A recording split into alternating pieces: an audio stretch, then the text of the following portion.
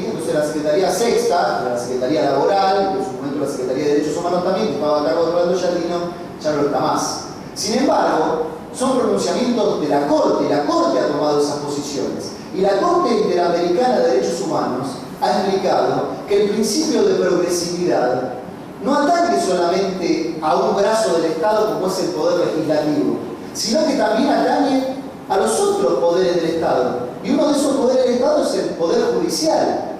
Entonces, el nivel de tutela alcanzado o el nivel de tutela otorgado por uno de esos brazos del Estado no puede ser soslayado y no se puede retroceder. Si la Corte Suprema de Justicia de la Nación ha otorgado en materia de derecho laboral determinado nivel tutelar, el Poder Judicial no puede retroceder en ese nivel que ha otorgado la Corte Suprema de Justicia de la Nación.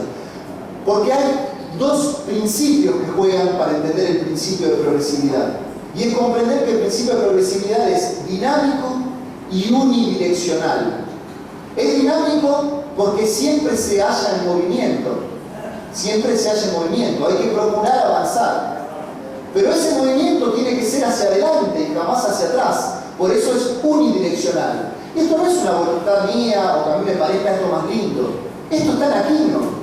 La Corte en Aquino, contra cargos servicios industriales, al declarar la inconstitucionalidad del artículo 39, apartado primero de la Constitución, hace mérito de jurisprudencia del Tribunal Constitucional belga y francés y aplica el principio de los tribunales franceses de, ellos denominan dupliqué, es decir, de la calza. Es como cuando ustedes estacionan un auto y para que el auto no vaya atrás le colocan una piedra o una calza.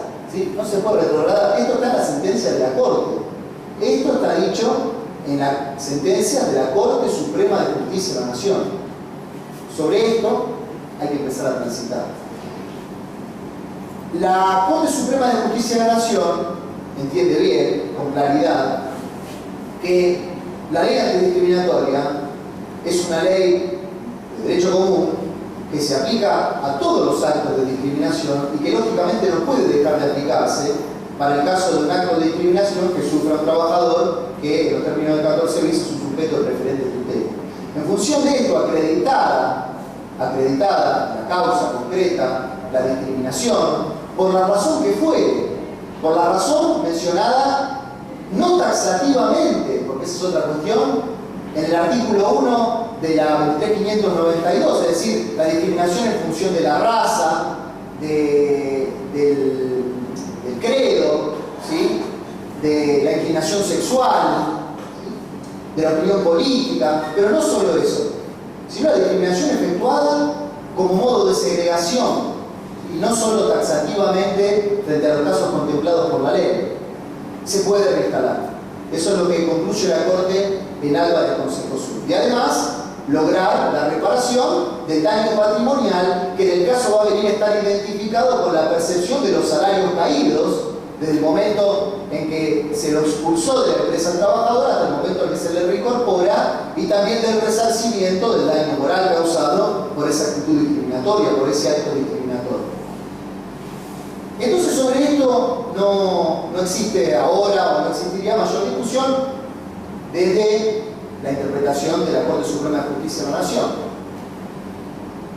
El problema o el tema o la discusión o lo interesante, para profundizar un poquito, se halla en la carga de la prueba, porque se ha ido más allá en la jurisprudencia argentina y se ha trabajado también sobre la carga de la prueba de los actos discriminatorios, específicamente los actos discriminatorios y las relaciones laborales.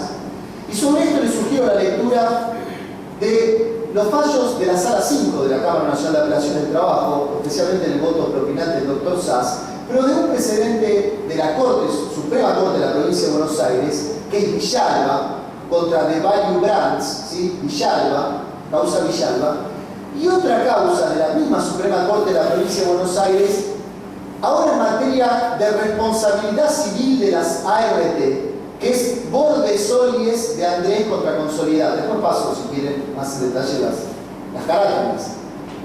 ¿A qué hace aplicación acá la Suprema Corte de la Provincia de Buenos Aires?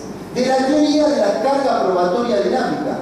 Es decir, que corresponde la prueba, corresponde probar a quien se encuentra en mejores condiciones condiciones para aprobarlo.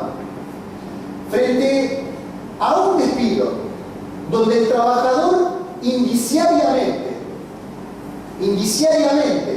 aporta al proceso una prueba, reitero que es indiciaria, superficial, respecto de la motivación discriminatoria del acto, la carga se invierte y corresponde al empleador demostrar efectivamente o explicar que ese acto no tiene una motivación discriminatoria. Lo explico claramente. Demostrado por el trabajador que apenas realizada una asamblea donde él expuso una motivación política e hizo una defensa en determinado sentido y sobreviene un despido de la empresa en los términos del artículo 245 de la Ley de Contrato de Trabajo sin expresión de causa, y a partir del día de la fecha queda despedido, a ver a su disposición. Cuando era un trabajador que no tenía antecedentes en su legado, ¿sí?, que jamás fue apercibido, que tenía una antigüedad considerable en la empresa y donde jamás hubo ninguna cuestión que hiciese presagiar ese despido, es la persona que segrega la que tiene que explicar el porqué de esa razón y demostrar ante el juez que no tiene ese motivo discriminatorio que aparece presumido de acuerdo a esos indicios que va a aportar el trabajador. Y ese es el estado de la jurisprudencia en torno a la carga de la prueba, porque de poco serviría que recetemos la posibilidad de aplicar la ley antidiscriminatoria en materia laboral si también no nos hacemos cargo del tema o del problema de la prueba. Porque ustedes saben que los actos de discriminación operan en el terreno de lo oculto. Nadie va a decir, te he hecho porque sos homosexual, o te he hecho porque sos judío. ¿Sí? Nadie lo va a decir. El acto discriminatorio opera en lo oculto. Por eso, en función de ello, tiene que operar la prueba en el mismo sentido. Y esto no es algo novedoso. Yo tuve oportunidad de escribir algo sobre la carga de la prueba en los despidos discriminatorios, después les puedo enviar el artículo. Y yo decía que esto es algo que aplicaban los civilistas. Los civilistas, cuando operan en materia de acción de simulación, tienen ya dicho desde hace mucho tiempo que lógicamente la acción de simulación tiene que ser probada por indicios, por conjeturas. Esa es la prueba que hiere a fondo la simulación. ¿Por qué? Porque es la prueba que hiere a la simulación en su mismo terreno, que es el terreno del oculto. En los actos simulados no tenemos la prueba plena de que eso obedece a una simulación y que eso no es real. Tenemos que recurrir a los indicios, a las presunciones. Aquí ocurre exactamente lo mismo. Entonces eso es tema de despido discriminatorio. Les decía, responsabilidad civil de la CRT. En materia de responsabilidad civil de la CRT, también la Suprema Corte de la Provincia de Buenos Aires dice: el trabajador tiene que cumplir con la carga de la afirmación. Porque esto es la buena técnica de la litigación también. Entender que únicamente ustedes van a poder probar respecto de algo que aleguen. La ley procesal en todas las provincias dice que la prueba tiene que versar sobre hechos controvertidos y conducentes. Para que un hecho pueda ser controvertido por la otra parte y que pueda ser conducente para la resolución del pleito, tiene que ser un hecho que haya sido oportunamente alegado por la parte. No se va a poder producir pruebas sobre hechos que no hayan sido alegados. En función de esto, hay que cumplir con la carga de la afirmación, que es el antecedente necesario de la carga de la prueba. ¿Cuál va a ser la carga de la afirmación en materia de responsabilidad civil del RT? Decir, yo, trabajador, cernió realizando tareas de levantamiento manual de peso.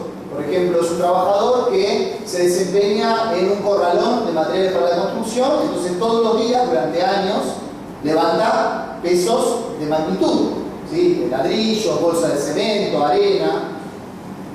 Y la RT, ustedes saben que tiene la obligación de prevenir eficazmente los riesgos del trabajo. Entonces el trabajador va a decir, la RT incumplió con la capacitación, la RT no previno, la RT no indicó que había que otorgar elementos de protección, y ahí cumple con la carga de la afirmación. Va a tener que ser la RT, que es la que se encuentra en condiciones de aportar la prueba al pleito, porque no se puede exigir al trabajador una prueba negativa, así que no se lo capacitó, que no se hizo prevención, y va a ser la RT la que tiene los elementos, la que tiene que demostrar al juez que efectivamente cumplió con los deberes que se llaman a su cargo. Y esto es la jurisprudencia que está jugando en materia de responsabilidad civil de la RT, por ejemplo, y es carga de la prueba, carga dinámica de la prueba. También la Corte ha ido más allá y ha decretado la inconstitucionalidad de las tarifas, no solo del tope. El tope es un límite a la indemnización tarifaria. Pero la Corte también ha dicho las tarifas pueden ser inválidas. Puede ser inválido que se pretenda enjugar un daño, que se pretenda resarcir un daño con una mera tarifa. Y esto lo hizo en una causa que ha pasado bastante desapercibida, pero que es muy importante, que es Luca de Oz contra Tadei. Luca de Oz era el caso de un trabajador que estaba durmiendo en un estudio del hipódromo de Palermo. Trabajaba para el señor Tadei, en Luca de Oz contra Tadei.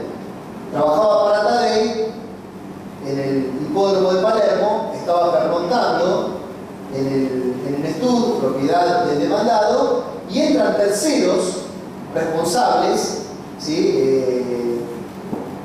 Que le causan la muerte. Las personas que le causan la muerte, terceros, extraños al empleador. La viuda del trabajador, René Oz, acciona. La señora Luca de Oz contra Tadei, y acciona contra la RT y acciona contra el empleador. Y acciona por la tarifa vigente en ese momento. Es un accidente del año 1999. Pero se queja de la suficiencia de la tarifa. La tarifa que se aplicaba en ese momento implicaba, para resarcir a la viuda del señor René Oz, que se le tenía que otorgar por la muerte de su cónyuge la suma de 54.000 pesos, pagadera en forma de renta, que con 54.000 pesos se resarcía la muerte. Esa era la tarifa vigente al momento del infortunio.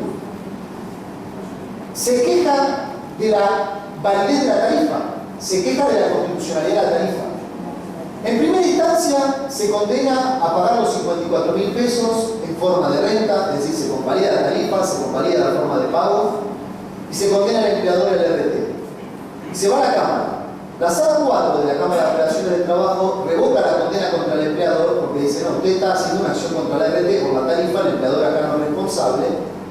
Declara la inconstitucionalidad de la forma de pago en renta, como hizo la Corte en la causa Milone, pero ratifica la constitucionalidad de la tarifa. Dice, esta es la tarifa que otorga el legislador, hago la fórmula, da 54.000 pesos, no puede pretender más porque si no tendría que haber ido por la acción de derecho común.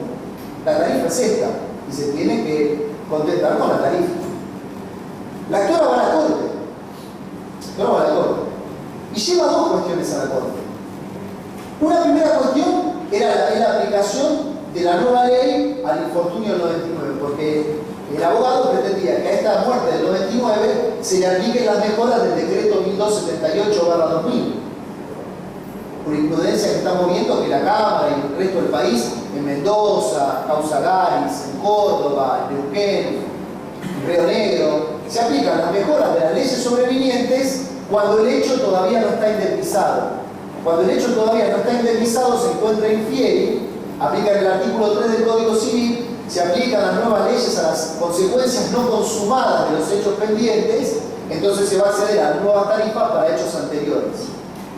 Respecto de esa cuestión, con respecto a la cual la actora va a la Corte dice esto no se puede hacer porque es aplicar retroactivamente la ley. Lo dice en realidad la Procuración y la Corte adhiere al dictamen de la Procuración. Pero luego la Procuración dice otra cosa y la Corte también adhiere. Dice la tarifa es inconstitucional. No se puede atender solamente a la hora de resarcir la integridad psicofísica frente a un infortunio laboral a la pérdida de capacidad de ganancia, que es lo que evalúa, además menguadamente, la ley de riesgo de trabajo, porque ni siquiera tiene en cuenta la pérdida de chance. La ley de riesgo de trabajo toma el salario que recibe el trabajador, tiene en cuenta la incapacidad que porta y la edad al momento del infortunio y sobre eso hace un cálculo. No tiene en cuenta la pérdida de chance, es decir, qué posibilidades de apartarse de ese salario que cobraba en ese momento tenía el trabajador y lo deja anclado al salario que percibe en ese momento, ¿sí? Por ejemplo, el caso de un trabajador que está realizando tareas de delivery para pagarse la carrera de perito ingeniero en informática, por ejemplo. Es decir, prescinde de la pérdida de chance. Ancla en el lucro cesante, que además se evalúa adecuadamente. Y además no tiene en cuenta de manera alguna la otra gran parcela de daño, que es el daño intrapatrimonial, que es el daño moral. Y dice la Corte, en el terreno del derecho de daños a la integridad psicofísica no puede solamente atenderse, y menos aún menguadamente, al daño patrimonial. Y por eso van a dictar nueva sentencia, teniendo en cuenta las pautas de precedentes importantes, que son Arostegui y Aquino, que son el paradigma de las acciones por reparación plena en materia de infortunios laborales. Arostegui y Aquino. ¿Sí? La sentencia volvió a la Cámara dictó una nueva sentencia, a mi entender no correctamente fundada, otra sala, la sala séptima, y condenó a la misma Rete, que tenía que pagar 54.000 pesos en forma de renta, a pagar 500.000 pesos, se convirtió lo que era la tarifa, ahora en 500.000 pesos, y la causa se encuentra nuevamente en estudio de la Corte, porque lógicamente que la Rete interpuso un recurso extraordinario, y no se encuentra todavía firme.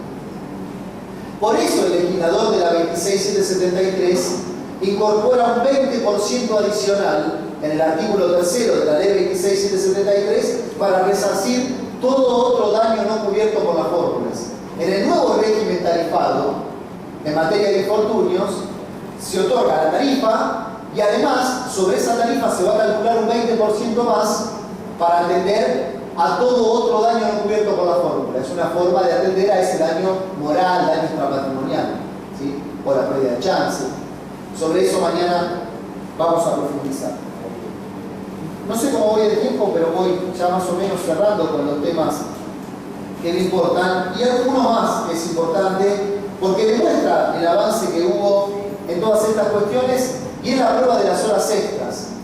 Ustedes saben que la jurisprudencia inveterada de los tribunales, mayormente, decían, por ejemplo, esta es una sentencia de la Cámara de Apelación de San Luis, reciente, de marzo de 2012, dice, de consumo con doctrina y jurisprudencia dominante, la prueba de las horas extraordinarias debe ser fehaciente, tanto en lo que se refiere a los servicios prestados como al tiempo de su cumplimiento, constituyendo resolución grave o desfavorable al trabajador el hecho de corresponder al reclamo a trabajo que venía realizando desde varios años atrás y que solo cuestiona rescindir el vínculo. Porque la prueba de la realización de las horas extras debe ser categórica, debiendo extremarse el opus probandi sin que sean admitibles las presunciones. Esa es la jurisprudencia tradicional, que dice, es una presunción en contra del trabajador el hecho de que reclame recién cuando lo echan. Además, la prueba de la hora extra tiene que ser cabal, asertiva, fehaciente, de mucha fuerza, porque es extraordinario. Esta jurisprudencia ya no rige en la generalidad de la doctrina de la jurisprudencia moderna. Sí, esto que es de 2012, en algunos sitios sigue todavía aplicándose esta doctrina, pero a mi entender tiene que jugar la doctrina que enseña, en primer término, que la ley de contrato de trabajo, el propio artículo 58 de la ley de contrato de trabajo, dice que no se admitirán presunciones en contra del trabajador.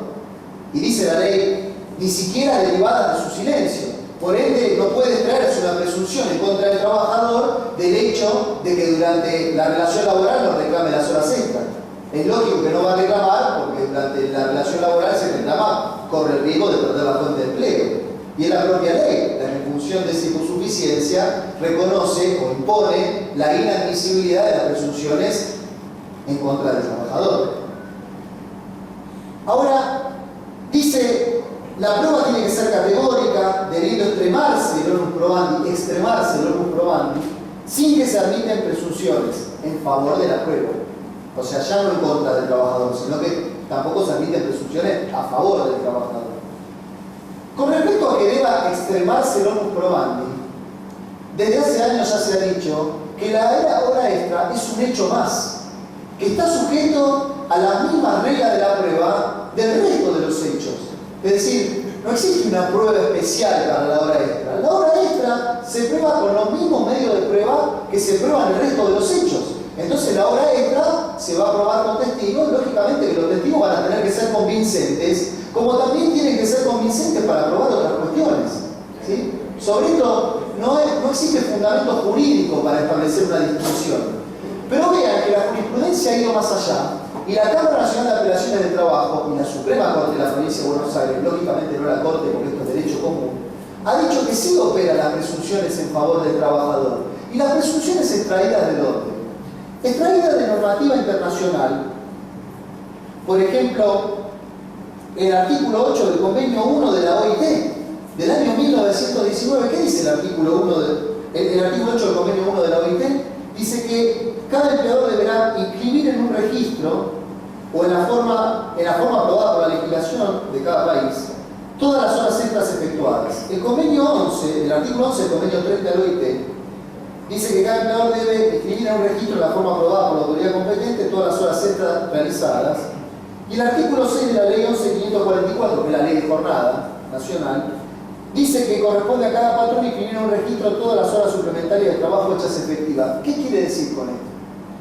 Que si existe obligación de llevar el registro y el patrón no lleva ese registro que está obligado por ley a llevar, opera la presunción del artículo 52, 55 de la Ley de Contrato de Trabajo. En el caso de la provincia de Buenos Aires es el artículo 39 de la Ley 11.653, que es la del procedimiento laboral, que dice que cuando el empleador tuviese obligación de llevar registraciones de índole laboral y que intimado a exhibirlas no las exhiba, o cuando las exhiba se demuestre que no están llevados de acuerdo a las pautas de la norma de la reglamentación, se invierte la carga de la prueba y la prueba y tiene que probar en contra de las afirmaciones del trabajador. Ahora, esto hay que entenderlo bien. No opera la presunción por el mero hecho de que el trabajador diga yo realicé horas extras.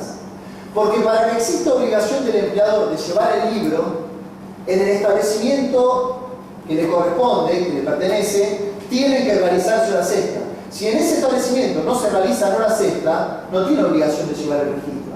En consecuencia, ¿cómo opera esta técnica de la litigación?